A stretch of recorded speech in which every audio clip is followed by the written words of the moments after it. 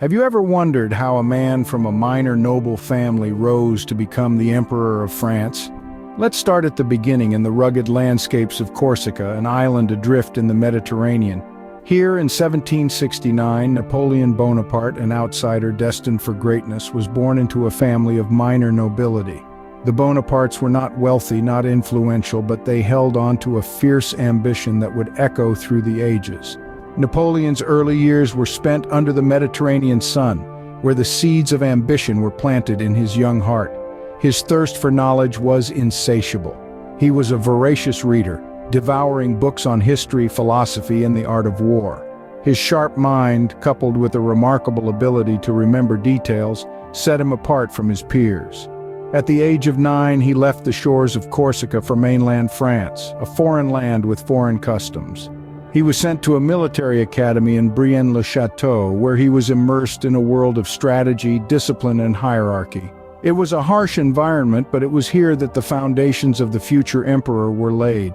Napoleon was not just a student, he was a sponge, absorbing knowledge, honing his skills, and nurturing his ambition. Despite being an outsider, he rose through the ranks, his intelligence and strategic mind impossible to ignore. He was a Corsican, he was French, he was a soldier, but above all, he was a dreamer. He dreamt of glory, of power, of an empire. And this dream, this burning ambition, was the driving force that propelled him forward. Napoleon Bonaparte, the small boy from Corsica, the outsider in the French Academy, the ambitious dreamer, was on a path that would lead him to the throne of an empire. He was a testament to the power of ambition, to the power of dreams, and to the power of the human spirit. From these humble beginnings, Napoleon would ascend to heights few could even dream of. Imagine a young man swept up in the chaos and bloodshed of the French Revolution, seizing the opportunity to rise to power. This young man was none other than Napoleon Bonaparte, a name that would eventually echo through the annals of history. Napoleon's rise to prominence during the French Revolution was nothing short of extraordinary. Born into minor Corsican nobility, he was just a young artillery officer when the revolution erupted in 1789. Yet the upheaval of the time didn't bury him, instead it lifted him. Napoleon leveraged the chaos and rapidly ascended the ranks, becoming a brigadier general at the tender age of just 24. But his meteoric rise didn't stop there. Napoleon was not only a skilled military leader, but also a masterful strategist. He saw opportunities where others saw only chaos. In the midst of the revolution, the French government, known as the Directory, was weak and ineffective. Napoleon, with his keen strategic insight, saw this as his chance. In 1799, Napoleon played a pivotal role in the coup that overthrew the Directory. He replaced it with a new government structure called the Consulate. This was a revolutionary move, but it was also a calculated one.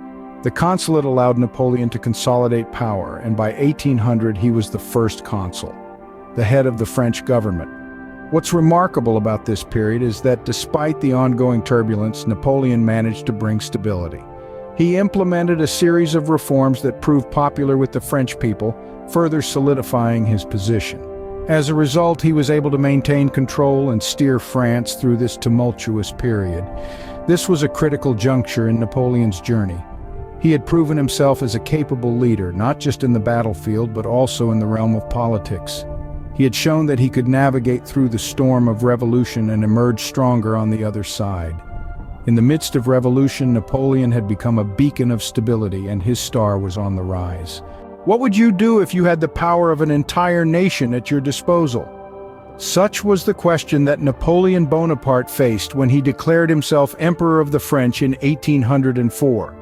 Even with the scepter in his hand and the crown on his head, Napoleon knew he was not just a ruler but a reformer at heart. He began to reshape France from the ground up. He modernized the financial system, reformed education, and established the Bank of France, which centralized the country's economy. He filled France with new roads and canals, improving infrastructure and connecting the country in ways it had never been before. But arguably, Napoleon's most significant reform was the establishment of the Napoleonic Code. This was a legal code that abolished feudal privileges and established equality before the law. It was a revolutionary change that has had a lasting influence on many civil law jurisdictions worldwide. Yet Napoleon was not just a reformer, he was a conqueror. And under his reign, the French Empire expanded across Europe. From Madrid to Moscow, the map of Europe was redrawn under the tricolor flag. Victory followed victory. The Battle of Austerlitz, known as the Battle of the Three Emperors, was a particular highlight. Here, Napoleon's military genius shone brightly as he crushed the combined forces of Russia and Austria, cementing his reputation as one of the greatest military tacticians in history. But the power of an entire nation is a double-edged sword, and the more Napoleon grasped it, the more it would slip away. His victories made him many enemies, and his reforms, though progressive, were not without their detractors. The seeds of his downfall were sown in the very soil of the empire he had built. Napoleon's reign was marked by victory and expansion, but it also sowed the seeds of his eventual downfall. His story is a testament that power, no matter how absolute, is fleeting, and the greatest of empires can crumble in the blink of an eye. Can you fathom the feeling of losing everything you've worked so hard to build? Now imagine being Napoleon Bonaparte, the man who had once held Europe in the palm of his hand. The year was 1812. Napoleon, in his hubris, launched an invasion of Russia, a campaign that would prove to be his undoing. The Russian winter showed no mercy to Napoleon's grand army, decimating it with bitter cold and lack of provisions. This military disaster marked the beginning of the end for Napoleon's reign. Fast forward to 1813. Napoleon faced a coalition of European powers at the Battle of Leipzig. Outnumbered and outmaneuvered, he tasted defeat. His once invincible army lay in ruins. His empire began to crumble.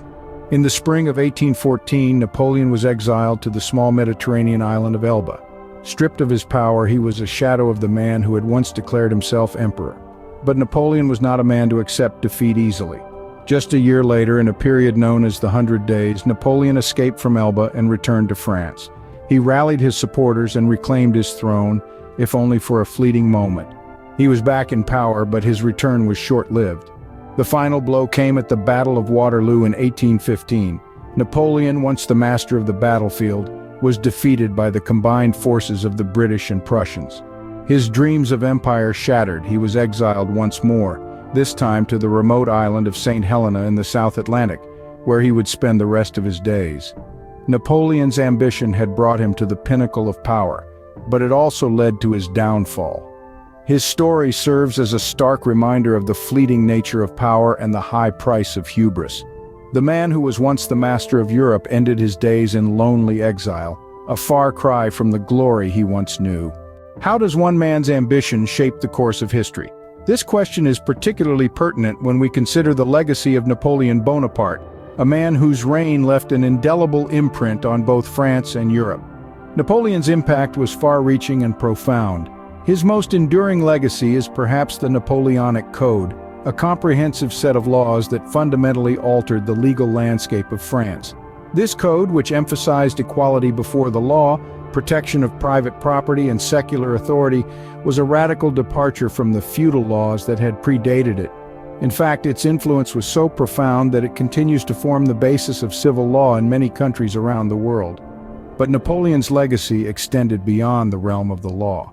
His reign also brought about significant changes to the map of Europe. The territories he conquered during his ambitious military campaigns were consolidated into a vast French empire that stretched from Spain to Russia. The redrawing of Europe's borders, while temporary, demonstrated the power of a single, determined individual to reshape the world. Under Napoleon's rule, France also underwent a period of modernization. Infrastructure was improved, education was reformed, and the arts flourished. His emphasis on meritocracy over aristocracy opened up opportunities for individuals who had previously been excluded from positions of power and influence. However, Napoleon's legacy is not without controversy. His reign was marked by war, conquest, and a disregard for the sovereignty of other nations. His aggressive expansionism led to the deaths of millions and the destabilization of Europe. Yet, regardless of how one views Napoleon, his impact on history is undeniable. He was a man who, through his ambition and intelligence, rose from obscurity to become one of the most powerful figures in the world.